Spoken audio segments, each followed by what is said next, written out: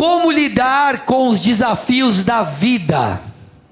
Essa é a pergunta inicial que eu quero que você já comece a refletir aí. Como manter-se cheio de esperança quando tudo ao seu lado comunica o contrário?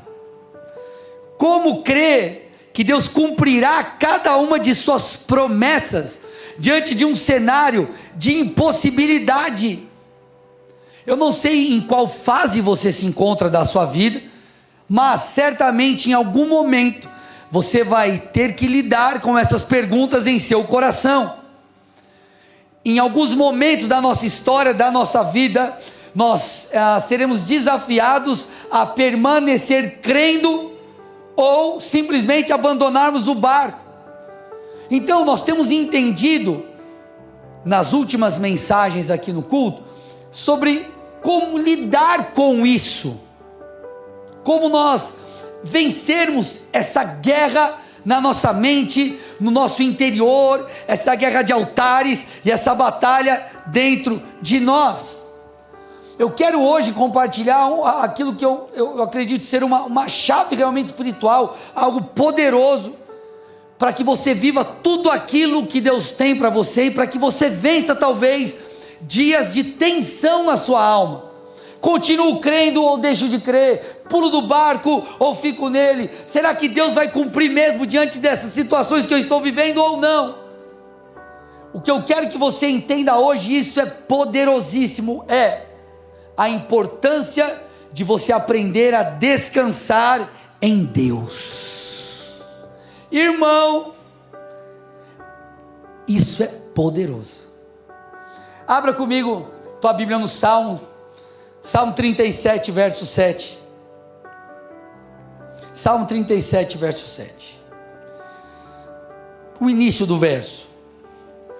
Descanse no Senhor e espere nele. Não se irrite por causa daquele que prospera em seu caminho, por causa do que realiza os seus maus desígnios. Meu foco é o início aqui, como eu disse. Descanse no Senhor e espere nele. Repete comigo. Eu preciso aprender a descansar no Senhor e esperar nele. Gente, que salmo lindo, que salmo incrível, mas muito difícil de ser vivido. Que desafio, descansar no Senhor e esperar nele. Quando tudo está bem, glória a Deus. Agora, e quando tudo está mal? Nós somos desafiados a continuar crendo nos dias difíceis, a continuar descansando em Deus, mesmo quando diz que não. É muito interessante porque a palavra aqui, descanse ou descansar no hebraico, é daman, e significa estar em silêncio, estar calmo. Só que essa palavra, ela está ligada a outras duas, Dahan e Damá, que significa respectivamente espantar, surpreender e cessar. Me explica, pastor, que eu não estou entendendo. Descansar no original hebraico tem a ver com cessar o espanto. Amados, quantas vezes nós não ficamos espantados, nós não ficamos ansiosos, porque as coisas não acontecem do nosso jeito.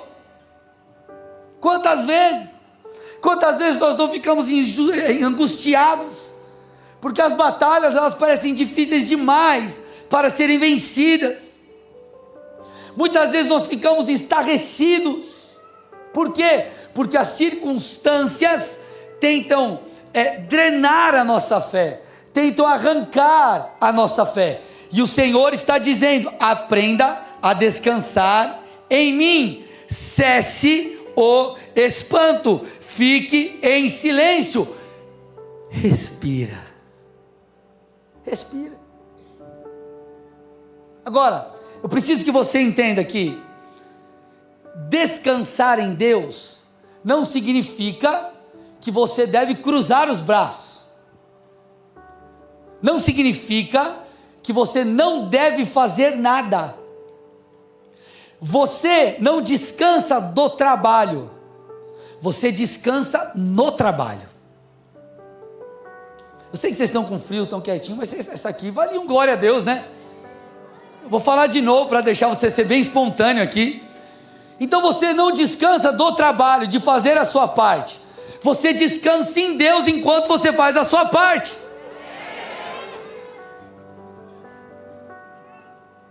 Descansar em Deus não é você largar assim, Deus, tá bom, ó. Sabe quando você no trabalho vai delegar uma tarefa, ao invés de você delegar, você delarga? Tem o delegar e o delargar. Delegar, você delega, você acompanha, você vê se foi feito direito.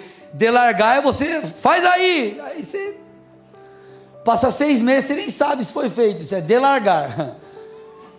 Então, descansar em Deus é, Senhor, eu estou cooperando contigo, eu estou posicionado fazendo aquilo que o Senhor me pediu, contudo eu sei que o fruto, a resposta, o cumprimento da promessa depende de ti, não de mim.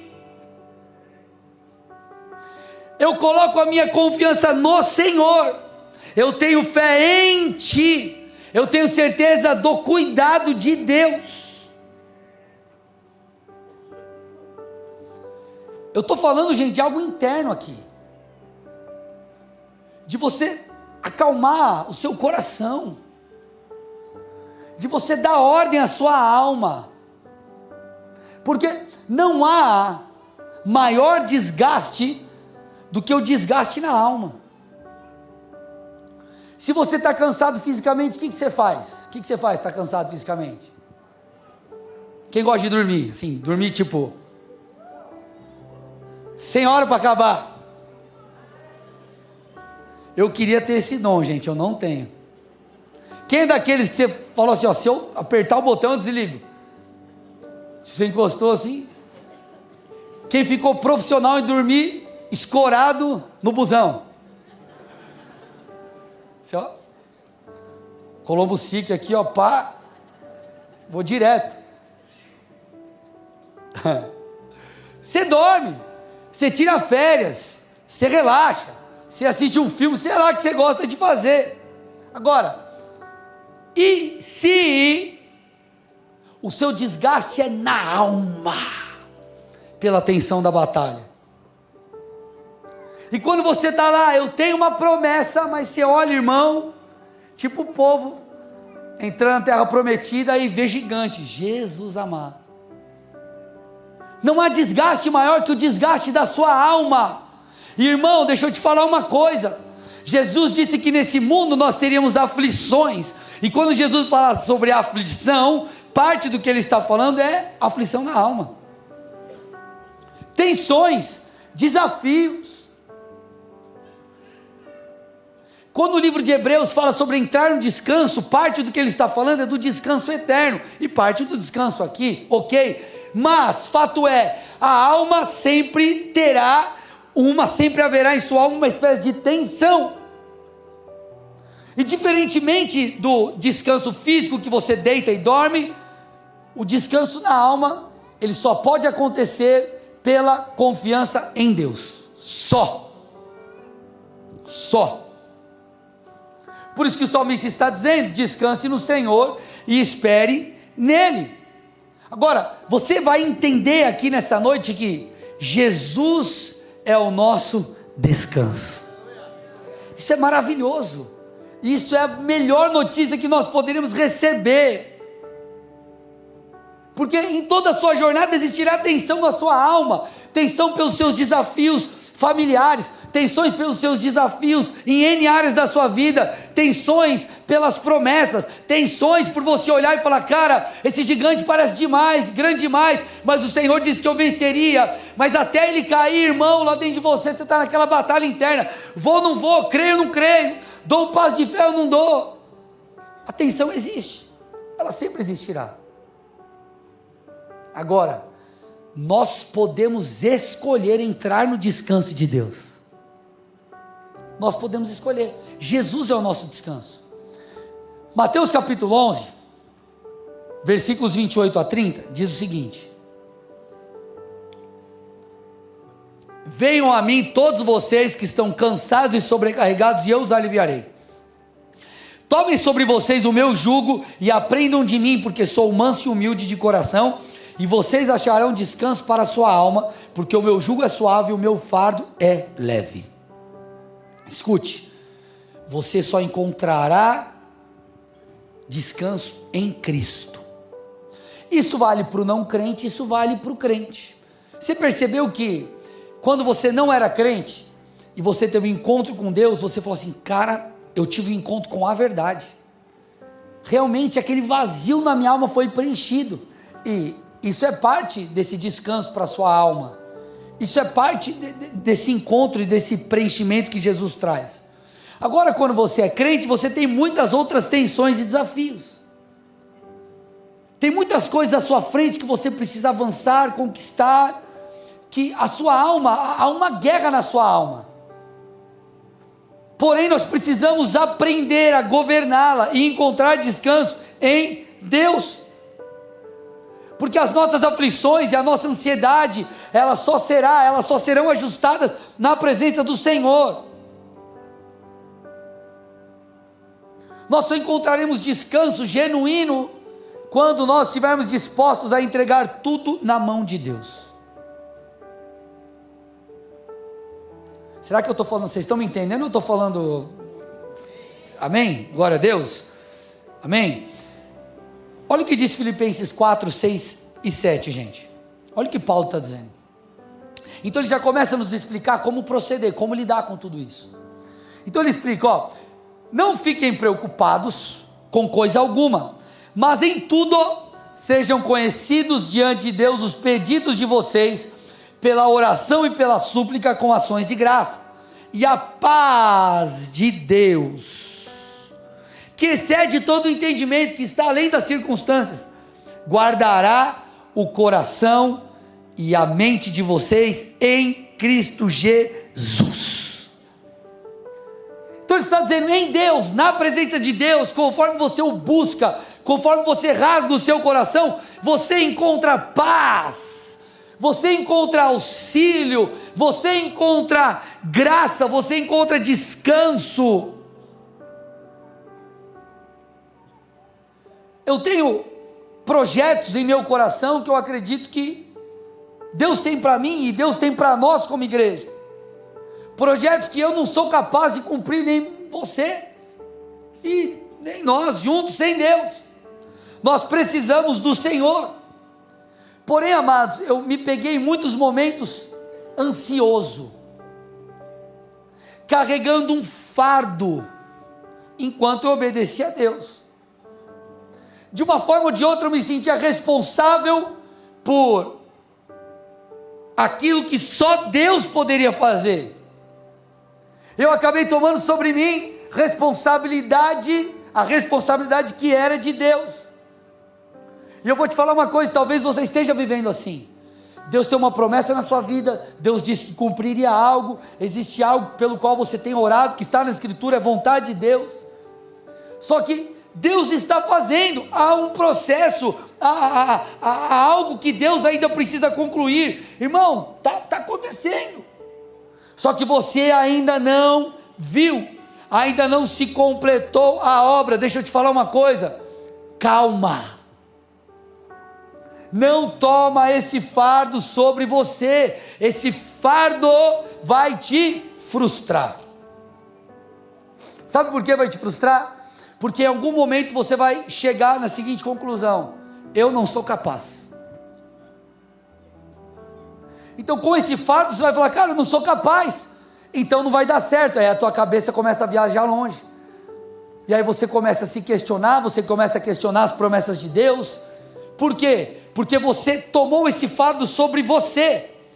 Agora, quando você entende que essa é a responsabilidade de Deus, a notícia de que você não é capaz se torna uma boa notícia, porque aí você diz, é verdade, eu não sou capaz, mas graças a Deus, porque o cumpridor da promessa é o Senhor. Graças a Deus, porque eu descanso na força do seu poder. Graças a Deus, porque eu entendo hoje, a graça dele me é suficiente. Graças a Deus, porque o poder dele aperfeiçoa a minha fraqueza. Então tudo muda. tua ação muda, tua perspectiva muda, tua maneira de pensar muda, de enxergar as coisas muda. Então você não descansa do trabalho, você descansa no trabalho. Você descansa enquanto faz, você descansa enquanto coopera com Deus, você descansa enquanto o obedece.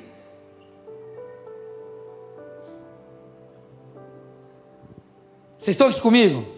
Então aperta os cintos para você pegar agora, porque agora o negócio começa a esquentar, aleluia. Pastor, está precisando mesmo porque está frio, então vamos embora. Sabe o que nós precisamos entender? Que antes mesmo de Deus te comissionar a algo, Ele já havia determinado o que você deveria fazer. Eu vou repetir, e a gente vai construir aqui, entende o que eu estou dizendo. Antes mesmo de Deus te pedir para fazer algo, Ele já havia determinado o que você deveria fazer. Por que ficar ansioso pelo seu propósito?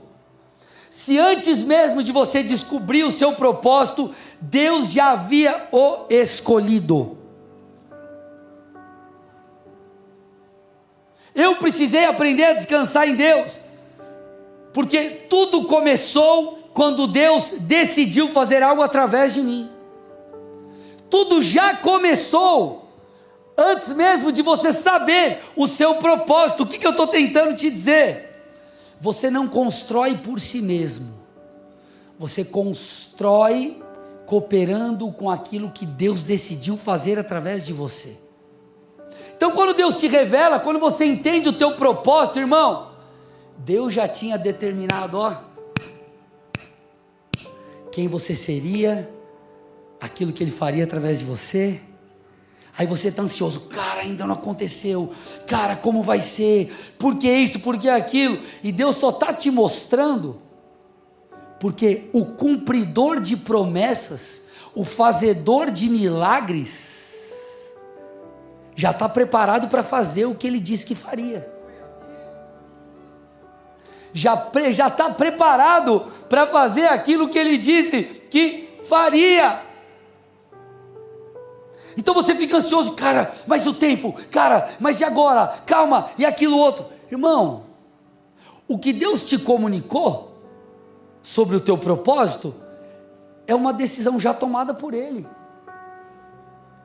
Aí você está ansioso, achando, mas peraí, acho que Deus está atrasado, eu acho que isso, eu acho que aquilo. Calma, irmão, Deus está no controle. Descansa. Posso ir um pouco mais fundo aqui ou não? Deus está falando com alguém ou não? Deus, Ele criou o mundo em 6 dias e de acordo com uma ordem, em ordem. Então no primeiro dia, luz e trevas. No segundo, firmamento, céu. No terceiro, a terra, mares e vegetação. No quarto, os corpos celestes, sol, lua, estrelas. No quinto, as criaturas marinhas e as aves. No sexto, os animais terrestres. E por último, o homem. Você vai falar o homem. Por último, o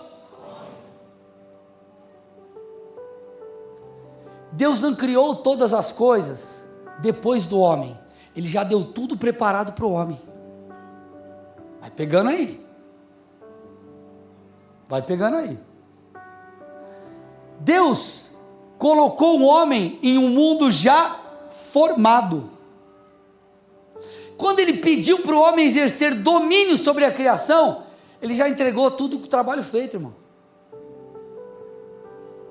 E aí você está ansioso, achando que Deus perdeu o horário do biarticulado para te encontrar. Você acha que Ele esqueceu de estar atrasado o Uber de Jesus? Gênesis 1:26, e Deus disse: façamos o homem à nossa imagem, conforme a nossa semelhança. Tenha ele domínio sobre os peixes do mar, as aves do céu, os animais domésticos, e sobre toda a terra, e sobre todos os animais que rastejam pela terra. Sabe o que isso está me mostrando? Que Ele te escolheu, Ele te chamou, Ele te capacitou. Então agora descanse.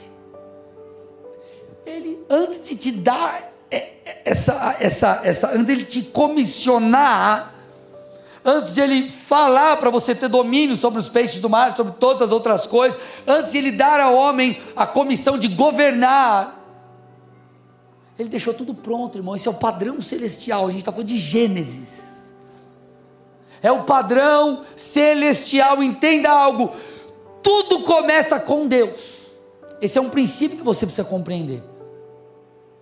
Tudo começa com Deus, e esse Deus que começa todas as coisas é fiel para completar a boa obra.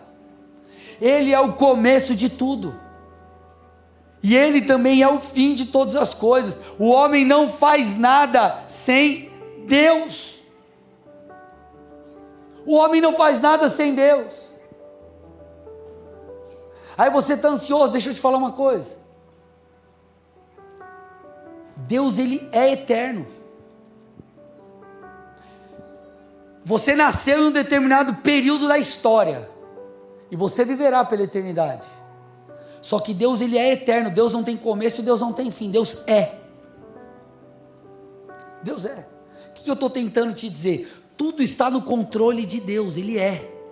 Ele é o Criador. Ele controla todas as coisas. E aí você acha que Deus não vai cumprir aquilo que Ele falou a você. Amados, nós não podemos andar ansiosos, achando que nós devemos ter o controle de tudo.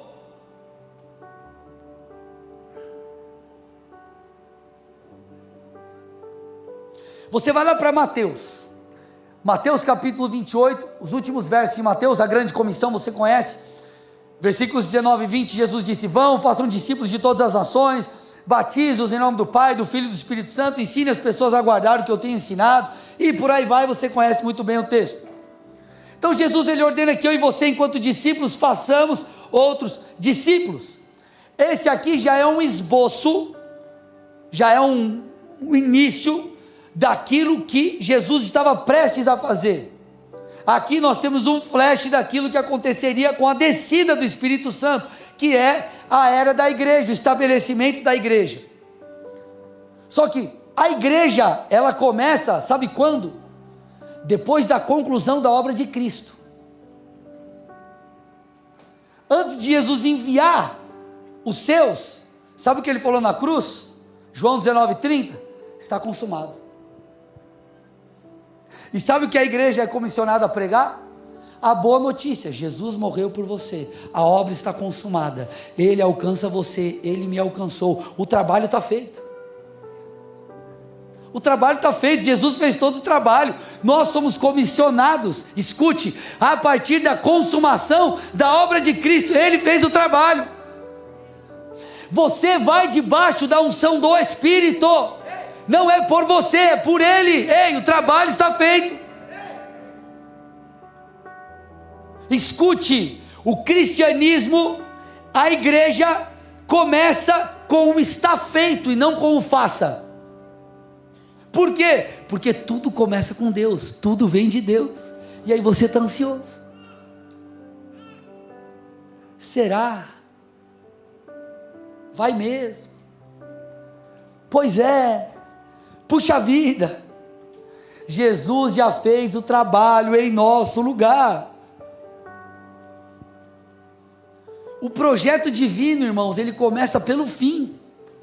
Olha que loucura. Ele começa pelo fim.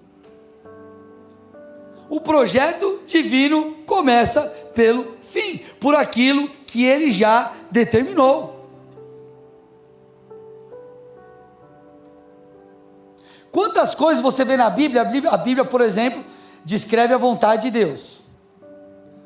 Então, aqui você encontra boa parte, a principal parte do seu propósito. Então você está construindo a sua vida a partir daquilo que já está estabelecido. Quando você fala do seu propósito pessoal, daquilo que Deus colocou em seu coração, da sua chamada, você também constrói a partir de algo que já está estabelecido, a vontade de Deus para você. E aí você está lá desesperado, achando que você é o responsável por fazer o impossível acontecer. Não, é Deus quem faz. Obviamente eu não estou sendo fatalista aqui. Eu não estou dizendo que a coisa vai acontecer, se cumprir, só porque Deus disse ponto. Há a sua parte no processo. Porém, a sua parte no processo é apenas para fazer ou te levar a tornar-se quem Ele te chamou para ser, ponto. Você começa o teu trabalho pelo fim, pelo projeto de Deus, por aquilo que já está estabelecido, e essa é uma marca registrada, se assim eu posso dizer, de que o Senhor está à frente daquilo que Ele disse, ponto. E aí nós vivemos uma tensão, um desespero, e Deus está falando, calma, ei, te coloquei na terra, homem, com tudo pronto, eu te dei um desígnio, já apontando o que eu tenho para você, eu já te dei uma imagem profética daquilo que eu faria através de você, então calma, eu já estou começando o projeto na sua vida a partir do fim, sou eu quem faz. Isso precisa nos levar a descansar em Deus. Gente, eu estou me fazendo entender aqui? Vocês estão quietinhos, vocês estão entendendo ou porque não estão entendendo? Estão entendendo? Aleluia, glória, aleluia. Obrigado, Jesus. A Bíblia, ela diz que não dormita, nem dorme o guarda de Israel. Está lá em Salmo 121, 4. E isso é um tanto lógico. Nós apoiamos a nossa fé em Deus, porque nós realmente precisamos dEle.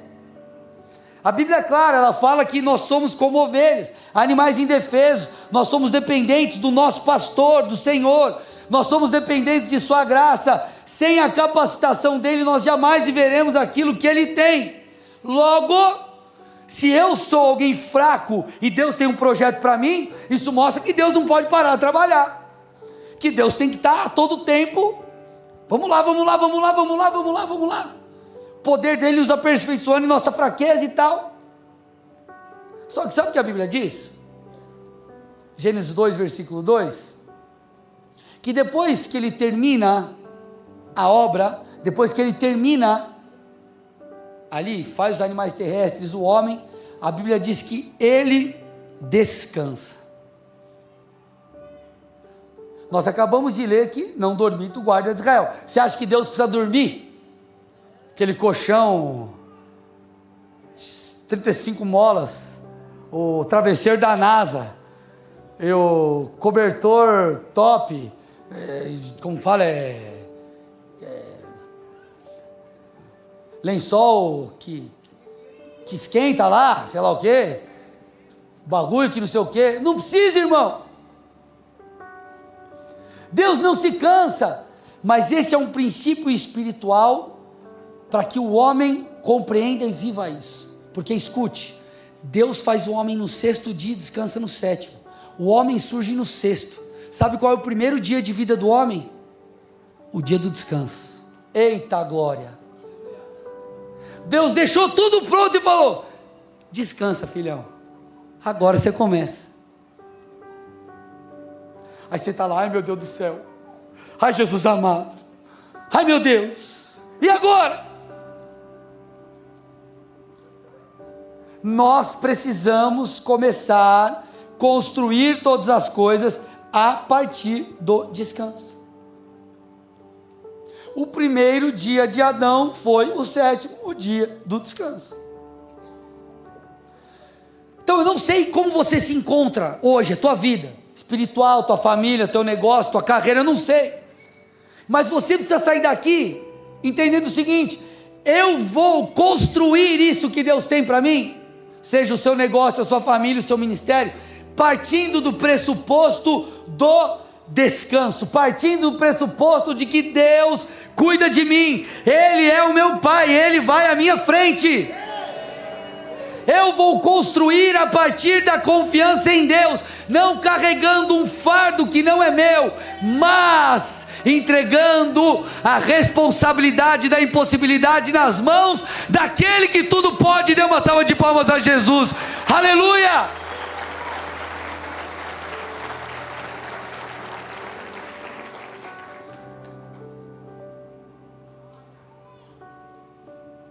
começa a partir do descanso. Você começa a partir daquilo que está estabelecido. Agora, por que a gente precisa entender isso? Lembra que eu falei no começo das tensões? As tensões, elas tentam minar a nossa fé. Todo começo de projeto é lindo e maravilhoso. O problema está no meio. Você se lembra quando você chegou em janeiro e se matriculou na academia? Ó Deus cheio.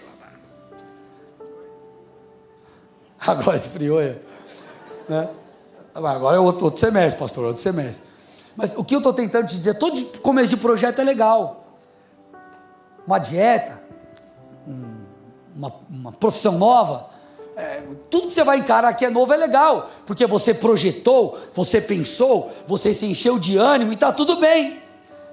E na caminhada com Deus é assim, o ministério no começo é top, tudo é top. Agora, no meio do caminho, irmão, aí o bagulho azeda. E é aqui que você precisa aprender a guardar o seu coração e entender que Deus está te chamando para construir a partir do descanso. Porque o inimigo, como eu disse, ele tenta com as batalhas, com as tensões, com as lutas, com, enfim, as frustrações, minar a nossa fé. Só que o inimigo não quer que você entenda o que Romanos 8:28 diz que sabemos que todas as coisas cooperam para o bem daqueles que amam a Deus, daqueles que são chamados segundo o seu propósito. Satanás, ele vai fazer de tudo para você não descansar em Deus enquanto você trabalha. Ele vai fazer de tudo para você tomar sobre você o fardo que é do Senhor. Porque se você tomar esse fardo sobre você, irmão, você não vai aguentar. Você não vai conseguir dar conta. E você vai, em algum momento, pedir para sair. Você não vai aguentar. Você não vai aguentar, então ele vai fazer de tudo para que você não entenda o poder do descanso.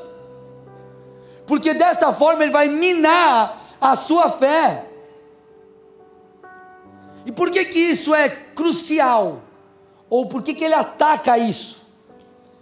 Porque nós precisamos de fé para viver aquilo que Deus tem, é básico. E às vezes, irmão, você está num período da tua caminhada que você acredita que Deus pode fazer, mas você não tem certeza que Ele fará. E aqui muda tudo. Fé é a certeza daquilo que se espera. O escritor de Hebreus diz, é a certeza, não é a dúvida. Então Satanás vai fazer de tudo para te transformar em alguém consciente de que Deus pode, mas que não acredita mais que Ele fará. E parte disso é por meio das tensões, é por meio das frustrações, porque você agora carrega um fardo que é do Senhor. Carrega sobre si a responsabilidade, que na verdade você deveria fazer o oposto, você deveria descansar. Olha que interessante, em alguns relatos dos evangelhos sobre cura, a Bíblia diz assim, a tua fé, o Senhor falando, a tua fé te salvou, ou a tua fé te curou, a tua fé. E nós vemos isso no relato da mulher do fluxo de sangue, Marcos 5:34. Então essa mulher há 12 anos, ela já havia tentado de tudo, gastou todos os seus recursos com os médicos, e ela não tinha sido curada. Só que então ela percebe, ela escuta, ela vê que Jesus está passando. Então a Bíblia diz que ela toca no manto de Jesus, então ela é curada. E aí o Senhor disse assim para ela, versículo 34 de Marcos 5, filha, a sua fé a curou, a sua fé a curou. Escute, a fé dela atraiu o sobrenatural.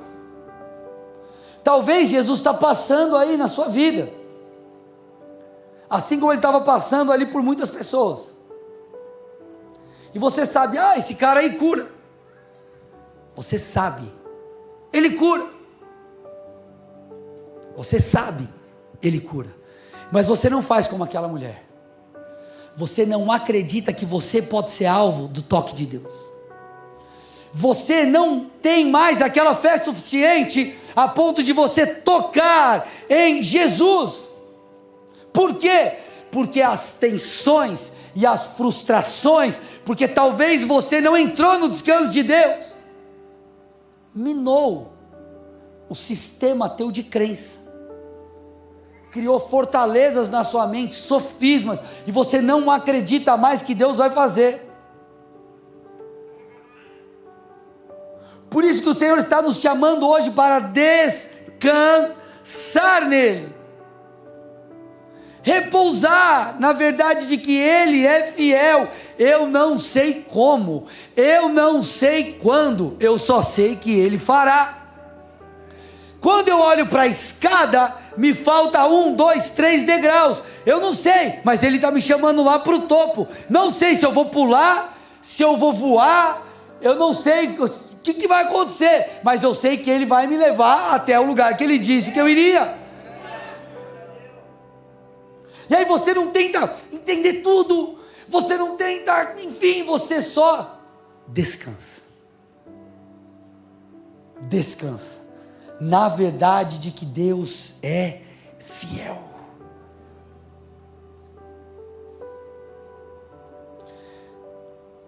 Um dos princípios mais poderosos de guerra espiritual é descansar em Deus.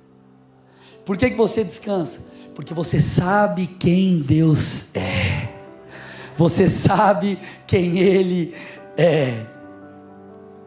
Escute, irmãos, estou terminando. A pressão de tentar fazer algo por si mesmo e de tentar alcançar o cumprimento das promessas por suas próprias habilidades é pesado demais, irmão. É pesado demais. Tentar fazer aquilo que Deus disse que faria na força do seu braço vai te frustrar, vai te deixar cansado.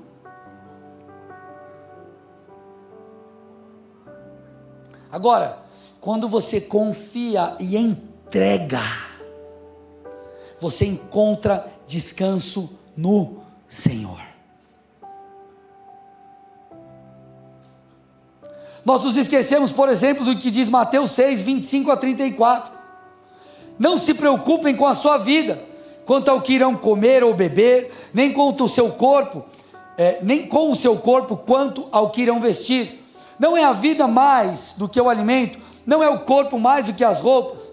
Observem as aves do céu, que não semeiam, não colhem, nem ajuntam em celeiros. No entanto, o Pai de vocês que está no céu as sustenta.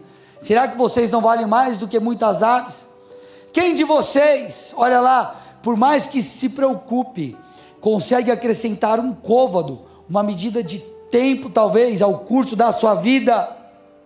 E por que se preocupam com o que vão vestir? Observe como crescem os lírios do campo, eles não trabalham nem fiam. Eu, porém, afirmo a vocês que nem Salomão, em toda a sua glória, se vestiu como qualquer deles. Ora, se Deus veste assim a erva do campo, que hoje existe, amanhã é lançada no forno, não fará muito mais por vocês, homens de pequena fé. Portanto, não se preocupem dizendo que comeremos, que beberemos, ou com que nos vestiremos, porque os gentios é que procuram todas essas coisas. O Pai de vocês que está no céu sabe que vocês precisam de todas elas. Mas busquem em primeiro lugar o reino de Deus e a sua justiça, e todas essas coisas lhes serão acrescentadas. Jesus não está dizendo que você deve cruzar os seus braços. O que Ele está dizendo é: eu estou cuidando de você. Eu estou cuidando de você. Escute, irmãos, a ansiedade, ela é terrível. A nossa mente, ela trabalha contra nós muitas vezes. Ela quer entender os porquês, ela quer entender os quandos, enfim. Só que isso nos leva a viver não como filhos, porque aqui está o ponto. Ele diz: os gentios procuram essas coisas. O que ele está dizendo? Os gentios, ou, ele está falando para um povo judeu, tá? Nós somos gentios, mas nós cremos em Cristo. Então ele está falando qual o paralelo ali? Ele está dizendo, aqueles que não têm Deus como seu Senhor, Jesus como seu Senhor, eles priorizam essas coisas, eles se preocupam demais com essas coisas. E ele não está falando de você ser negligente, ele está falando de ansiedade, de preocupação, desse fardo. E ele está dizendo, ei, calma, olha para as aves, e ele traz vários paralelos, olha para as plantas, eu não cuido delas, eu vou cuidar de vocês, porque vocês são filhos. Filho descansa, irmão. Filho sabe que o pai está cuidando. Sabe o que Paulo diz aos Romanos? Romanos 8, 31 e 32. Que diremos então à vista dessas coisas? Se Deus é por nós, quem será contra nós? E aí ele diz, aquele que não poupou o seu próprio filho, mas por amor todos nós o entregou, será que não nos dará graciosamente com ele todas as coisas? Ele está dizendo, se Deus deu o que era mais precioso, o seu próprio filho, será que ele não cuidará das demais coisas? Gente, será que nós nos esquecemos disso?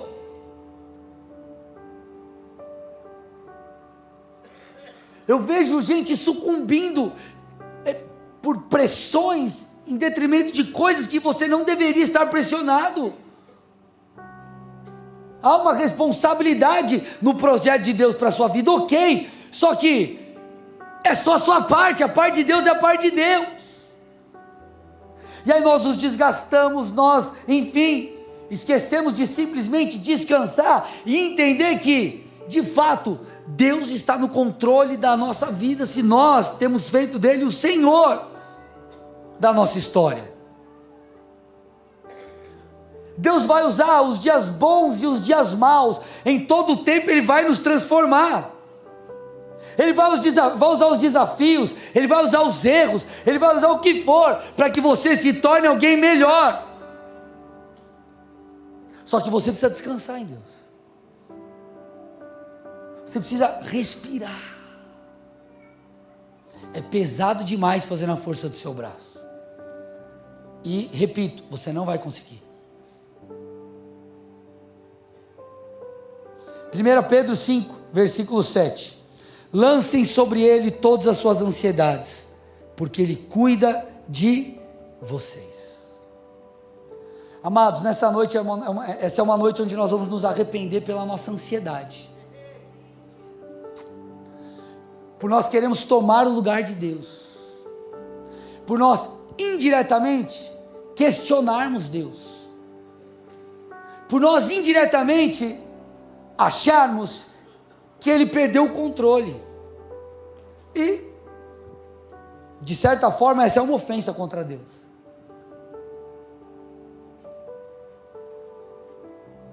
Nós vamos sair daqui hoje renovando a nossa mente. Porque você se torna uma nova criatura quando você entrega a tua vida a Jesus. Espiritualmente, algo novo acontece em você, mas na sua mente não, ela precisa ser renovada. A sua mente precisa ser renovada dia após dia. Você precisa se encher da palavra, se encher da palavra, se encher da palavra, se encher da palavra, se encher da palavra. Para fechar aqui, vocês me dão mais 2 minutos? Um segredo para que possamos lidar com a ansiedade, com os desafios, com os porquês, com os questionamentos, está ligado ao meditar. O Senhor fala para Josué: Josué, medita no livro da lei, medita na palavra de Deus, para que você possa de fato ser bem sucedido naquilo que você faz, e para que você possa agradar a Deus. Meditar é a chave para que possamos lidar com esses ataques na nossa mente, com esses questionamentos que nós vivemos em direção àquilo que Deus tem para nós, com os nossos porquês, com aquilo que nós não entendemos. Porque, escute, você já percebeu quando você se depara com uma situação que talvez você não encontra a solução, você não entende os porquês? Você já percebeu como funciona o processo de reclamação? Você fica pensando, cara, por que isso? Você está pensando, mas era para ter sido assim, não foi. Puxa, Jesus falou que ia ser assim, não foi. Então, aí você pensa e fala, pensa e fala, pensa e fala. Sabe qual é a palavra em hebraico para meditar? Hagá. Sabe o que é meditar no hebraico? Pensar, falar. Pensar, murmurar. Pensar e recitar. Nós achamos que meditar é só pensar. Meditar é pensar e falar, porque esse é o processo de internalização. Por que você fica mal? Você acorda, você chegou lá, eu não vou mais continuar com o meu negócio, eu desisto. Você não estava bem ontem, hoje você acordou mal. Foi um processo de pensamento e falar. Você pensava e falava, pensava e falava, pensava e falava. Cara, não vai dar certo por causa disso. Não vai dar certo por causa daquilo. E você falava, pensava e falava, pensava e falava. Esse é um processo de meditação, de internalização. Agora, quando o Senhor fala para Josué, Josué, medita no livro da lei, escute, isso é poderosíssimo. Esse é um processo que nos leva a vencer, a viver o impossível. Escute, Josué foi o sucessor de, você vai falar Moisés, Josué foi o sucessor de, Moisés conduziu o povo à terra prometida, às portas da terra prometida. Quando os 12 espias enviados olharam, 2 creram, ok? 10 não, e por causa da incredulidade desses 10, o povo não tomou a terra. Eles ficaram então perambulando pelo deserto por 70 anos. Toda aquela geração da incredulidade morreu, só sobrou Josué e Calebe, que eles iriam tomar a terra. Pensa comigo, se o povo lá de trás havia observado os gigantes na terra e ficaram cheios de incredulidade porque era difícil demais, você acha que o povo agora, essa nova geração, não deveria ou se estaria sujeita a cometer o mesmo equívoco, sim ou não? Porque se os pais olharam e falaram, não vai dar certo, agora a gente ficou 70 anos no deserto, e a gente vai entrar lá, vai ter a mesma dificuldade. Só que o detalhe é que essa geração toma a terra liderada por Josué. Por quê? Por quê? Antes deles entrarem na terra prometida, Moisés lê novamente a lei para eles. Ali está o livro de Deuteronômio. Você vai estudar a lei de Deus no começo do Pentateuco, você vai falar assim, cara, mas é parecido Deuteronômio. Claro que é, porque Moisés está lendo de novo a lei de Deus. Por quê? Toda aquela geração morreu, os pais morreram, agora Moisés estava explicando, gente, deixa eu falar a lei de Deus para vocês. Deixa eu falar o que Deus quer fazer na sua vida. Deixa eu mostrar quem Deus é. Eu vou ler a lei de Deus. Agora, essa geração recebe a lei de Deus. Josué escuta o Senhor falando, seja corajoso. Então sabe o que eles fazem? Eles olham para a terra de maneira diferente. Eles não olham com impossibilidade. Eles olham como uma opção.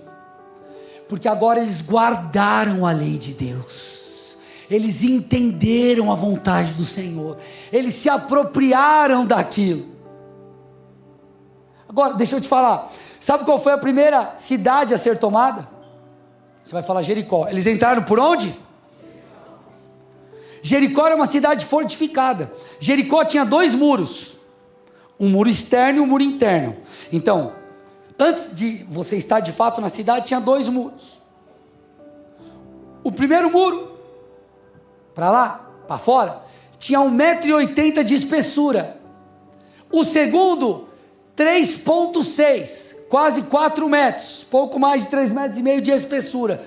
A cidade estava posicionada numa colina. Irmãos, todo mundo, você joga um jogo de guerra, você já vai saber que quem está no lugar alto está em posição de privilegiada, sim ou não?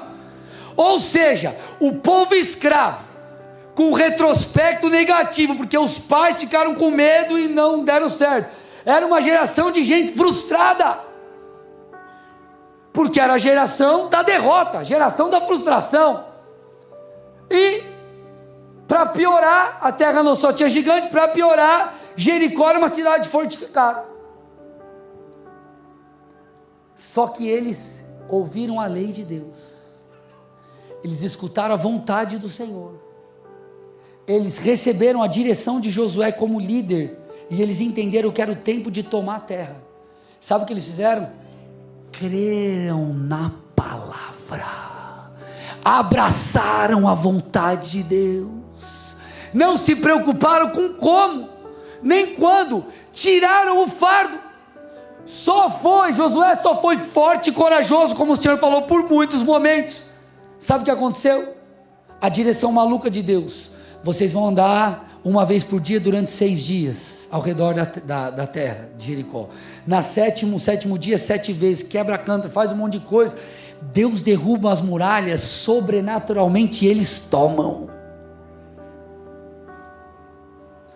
Escute.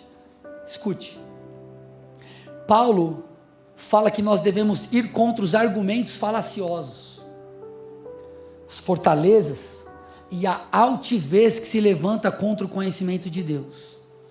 Paulo está numa linguagem militar. Altivez é a mesma palavra usada para lugar alto, elevação, aspas, muro, impossibilidade. E Paulo está falando da guerra na mente. Sabe o que eu estou tentando te dizer? Se você alinhar sua mente com a palavra, se você crer na palavra e não se preocupar com como, com o quando, Jericó vai ser tomada. Jericó será derrubada, porque Jericó é um tipo de impossibilidade. Jericó é um tipo de fortaleza, é um tipo de coisa que nós olhamos e falamos, cara, é impossível de conquistar. Porém, se nós nos apropriarmos da palavra, se nós meditarmos na lei de Deus, não importa se é difícil, a tua palavra diz que o teu poder, Efésios 3:20, ele me leva a viver infinitamente mais do que eu penso ou do que eu peço. Eu sei que o Senhor suprirá as minhas necessidades em Cristo Jesus, Filipenses 4:19. Eu sei que o Senhor é o meu pastor e nada me faltará. Então você traz isso à mente, você declara, a tua alma descansa, você confia e aquilo que é impossível se torna real. Por quê? Porque a sua mente foi renovada, porque agora você crê, porque a palavra de Deus, ela não é só algo que você um dia leu, ela é a sua verdade. Ela é a sua verdade porque você internalizou. Você não ficou mais, mas o problema, mas isso, mais aquilo, não sei o que. Irmão, deixa eu te falar uma coisa, desloca a tua mente, o teu pensamento para a palavra. Creia na palavra, declare a palavra, leve cativo o teu pensamento a Cristo Jesus. O que Paulo está falando ali? Arrasta a tua mente, a tua cabecinha a crer naquilo que Deus falou e ponto. Você vai crer por força, você vai acreditar, pronto, acabou, porque Deus falou. Medita, Josué, medita, porque você vai levar uma geração frustrada à promessa. Você vai levar uma geração que não tem nada para dar certo, uma geração que era escrava e agora errou por sua falta de fé, uma geração que não soube lidar com o poder de Deus. Moisés, ou Josué, você vai ser um agente de misericórdia, porque você vai guiar o povo, e agora o povo verá a minha mão poderosa em atuação. Descanse, irmão. Como? Eu não sei te dizer. Quando? Também não. Mas uma coisa eu te garanto: Ele é fiel para cumprir.